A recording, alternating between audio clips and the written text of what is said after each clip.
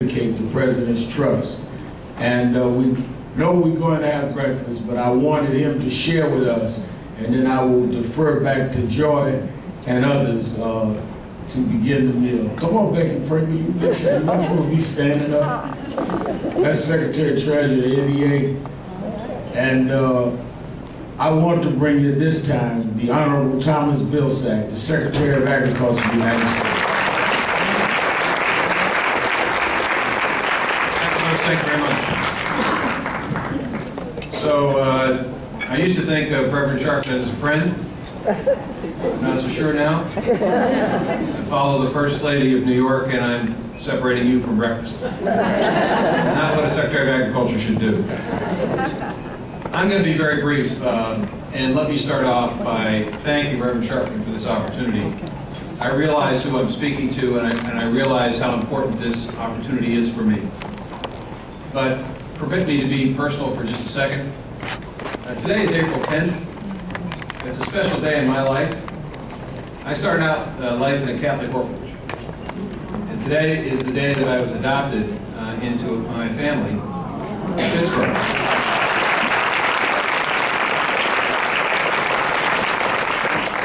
I know very, very few things about my birth mother. But one thing I do know about her is that she was born and raised in New York City. She was one of 5 children. She was 23 when I was born. I also know that she, in the month that she took care of me in the orphanage, that she did one thing to ensure my survival and to ensure my future.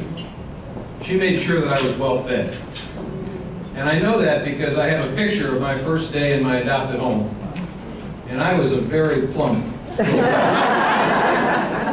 Why'd you look at me?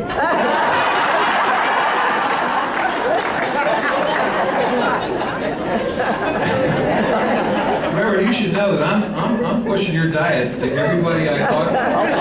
No food after 6 p.m. It's not working for me the way it worked for you. Look, I could talk to you a lot today about food and food assistance, the 17 million families in this country today that are food insecure, the 17 million children who live in those families who every single month are confronted with the circumstance of perhaps not having enough to eat. I can talk to you today about the war that is being waged against the food stamp program, the SNAP program, by those who don't understand what this program does. They don't understand who receives the help and assistance. That 66% of those who receive SNAP benefits are senior citizens, people with disability, and children. Another 7% are veterans who are unemployed. And only 8% of those who receive SNAP are in cash welfare. The rest of these folks are working hard, playing by the rules, doing what they can, and they need from a wealthy nation just a little bit of help. That's right. And shame on those. Shame on those who suggest that they should not receive that help.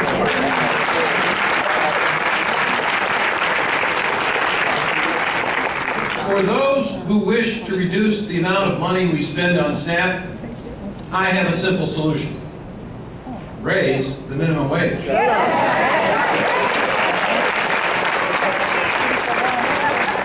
If we were to raise the minimum wage to $10.10, which we should, we would save $46 billion over 10 years, and 28 million Americans, hardworking Americans, receive the raise that they deserve.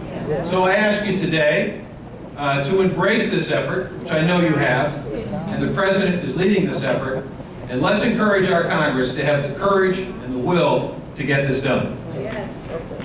Let me also say, and this is the one ask I make today specifically from my department. School is about ready to end. And we have over 20 million youngsters in our schools today who are on free and reduced lunch. They receive help and assistance to ensure that every single day they get a decent meal.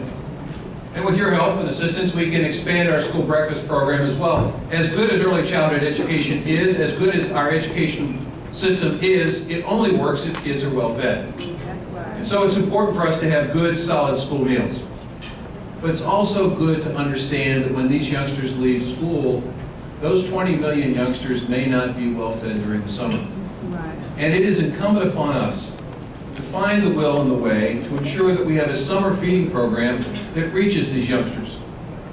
Today, USDA has over 45,000 sites across the country, serving over 168 million meals to a little over 3 million young people. But there's a difference between 3 million and 20 million. And so I ask you today to go back to your churches, to go to your cities, to go to your political leaders, and ask them to expand opportunities for summer feeding. We pay for the meals at USDA. All we need are sponsoring sites, volunteers, and folks willing to make sure that every single day, youngsters who would otherwise not be well fed receive a decent meal. So here's the website. Here's the information that you need to figure out how to do this. It's really pretty simple. www.whyhungry.org. That will tell you where the sites currently are. And if you want to set up a site, if you want to get engaged, all you need to do is pick up the phone and dial 1-866-3-HUNGRY.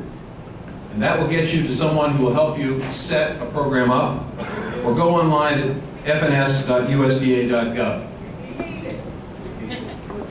I'm going to repeat it, because I always do what women tell me to do. Learned that from my mother, my wife. All right, website, www.whyhungry.org. Wait, no, I'm sorry, whyhunger.org. www.whyhunger.org. The website for USDA is fns.usda.gov. And the telephone number is 1-866-3, and then spell out on the phone the word hungry. 1-866-3-HUNGRY.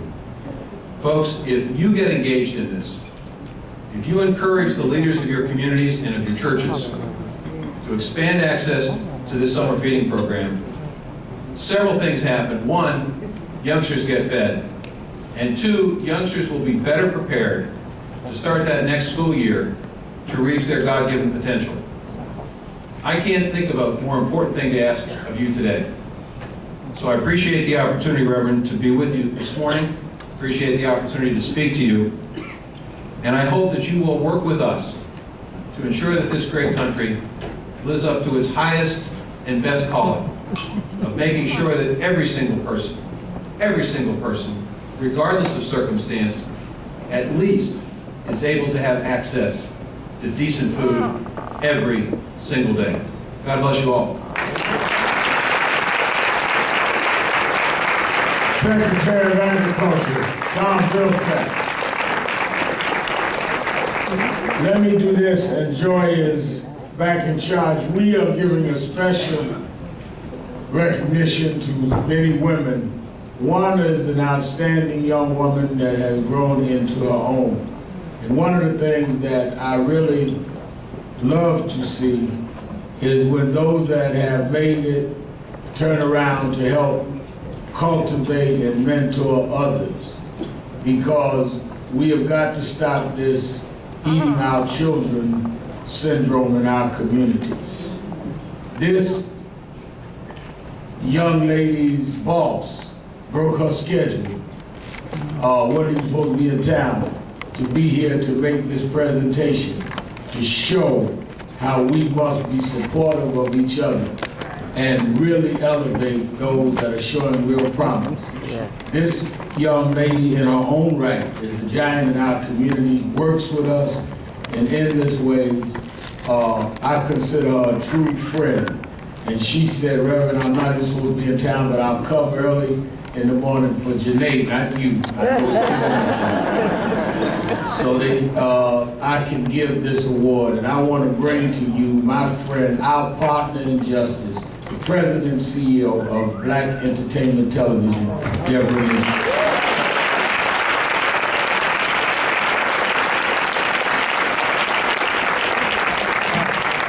Thank you. Thank you so much, Reverend Sharpton. You threw me off when you were talking about a young lady. So thank you. You made my day. Happy to be here. Happy I came.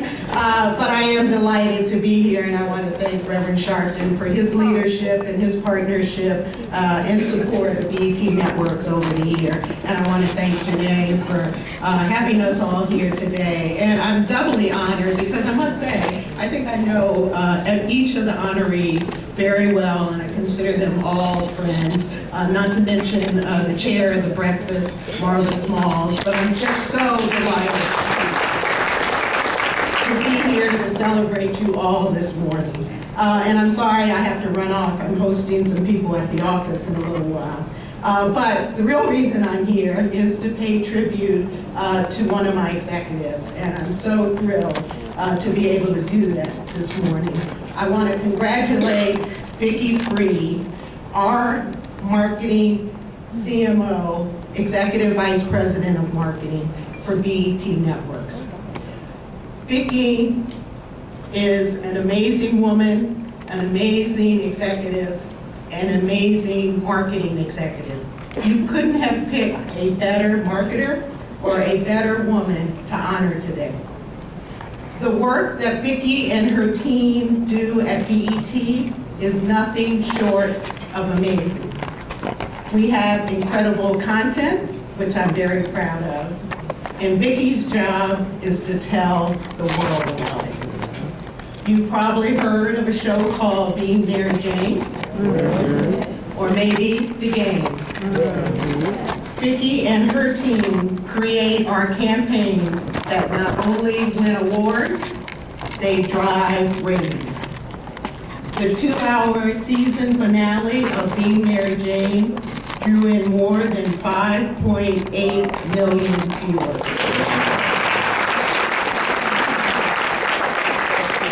And I can't wait to see what Vicki and her team will have in store for us in terms of marketing plans for season 2 of Being Mary Jane, which is in production as we speak. In addition to proving that women can excel in the male-dominated world of marketing, Vicki is instrumental in shaping how we see ourselves.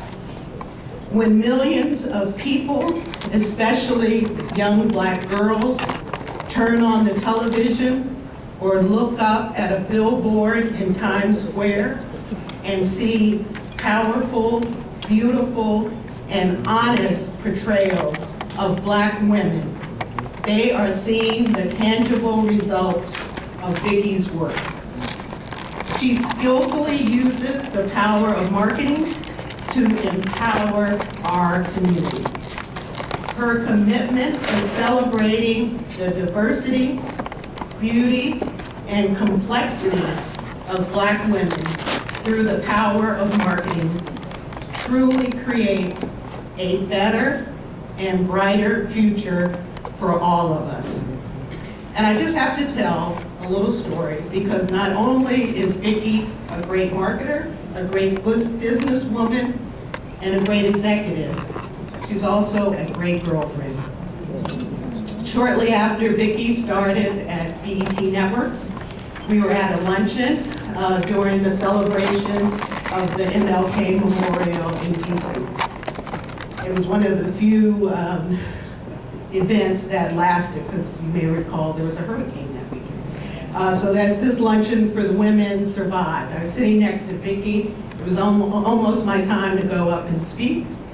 And Vicki looked at me and she said, "Debbie, you should go to the restroom." She said, "Your face is a little shiny." And I was like, "Oh, okay." Now, how many of you would tell your boss that her face looks a little shiny? So I said, "Thank you, Vicki." I said, "I will." I said, "But I don't have anything to blot with. You know, I don't have a powder puff. I don't have anything, you know." She said, "Don't worry." She said, "Those toilet seat covers in the bathroom are perfect for blotting your face." So she said, "Just go in the bathroom, tear off a piece, and you're golden." Did you all know that?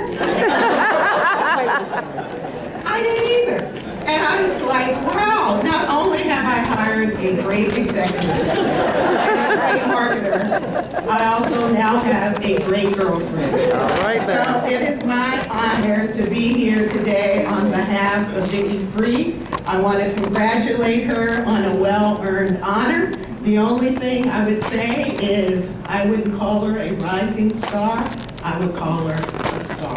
So congratulations.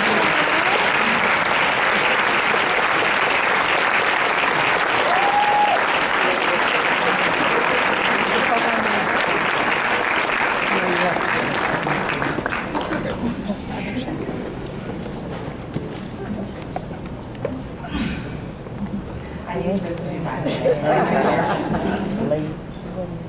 Good morning. Good morning. I am so incredibly humbled. I'm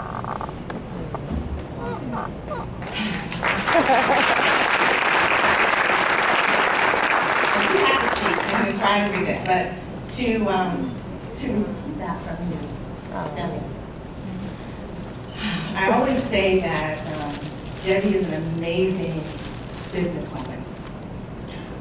But what makes her different is that she is a woman in business. And that is a remarkable distinction because, as the Reverend said, it is awesome when you see girl power supporting each other. And I can tell you, with a table full of amazing BET and Viacom women at this event, that is what we do at BET Networks. And I'm so proud of you. And I'm fortunate, I'm one of 6 children with 3 sisters, my father, may he rest in peace, and my mother from South Carolina, who is right now coaching me telepathically to stand up and to cry and to be bold. So I'm going to try to do this. I do believe that working at BET, I have an amazing responsibility to help project an image of who we are as a community. And while this is the dream of a lifetime for me, truly a lifetime dream for me, I don't take it lightly. I do think that image is powerful. And my job as a marketer for content is to project an image that helps us feel good about who we are and the diversity that African Americans represent globally. When I came to BET, Debbie had already championed a vision for the network that I believe is unmatched in the industry. And it's simply 3 words: respect, reflect, and elevate. And as a marketer, when you have that kind of filter to craft communications through, you know where your boundaries are. And that's an amazing thing on behalf of the brand.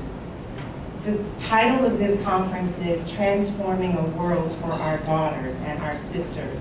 And I believe that as a marketer, and I know that I have a lot of marketing colleagues here in the audience, that's a powerful and bold challenge. And at BET, we take it very seriously. Now, I know many of you watched and tweeted Being Mary Jane, right? And we met a young lady yesterday who said that that show in particular stimulated a lot of conversations among women. There are aspects of her life, although she's a fictional character, there are aspects of her life that we all identify with. She's bold and vulnerable at the same time. Her professional life is together and her personal life has some holes in it. And all of us can identify with that. Maybe not everything in her life, but some things in her life. And I think that television and content that reflects the complexity of Black women is really powerful. And I'm so honored to be part of a network who is forging more content that reflects the diversity within our own communities. That's so important for young girls to see that complexity reflected. I always like to say, we're bougie, but we are resourceful. And that's why I was like, Debbie, Same thing. So I'm so proud and I'm so humbled by this honor. Thank you all. Congratulations to all of the amazing honorees. And thank you to my leader and my friend, Debbie.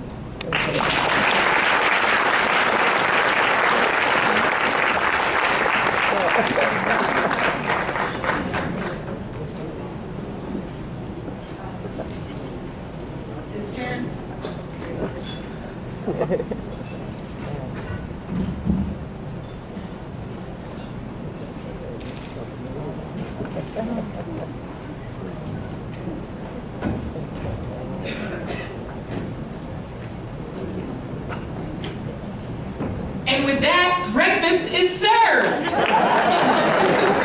we're going to allow the staff to come in and begin serving in the second half of this presentation this morning. I am going to take my lead and turn over the rest of this event to the lovely Janelle Snowden, who will continue to be your mistress of ceremonies and give out the remainder of our awards. But we want to give you guys an opportunity to eat, since Secretary Vilsack did say food is important.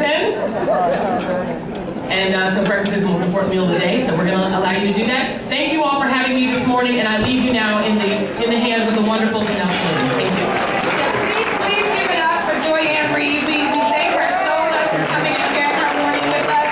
And I know you'll all be watching the Reed report on MSNBC at 2 o'clock. Thank you. Excuse me. Don't be trying to tell nobody what to turn their check.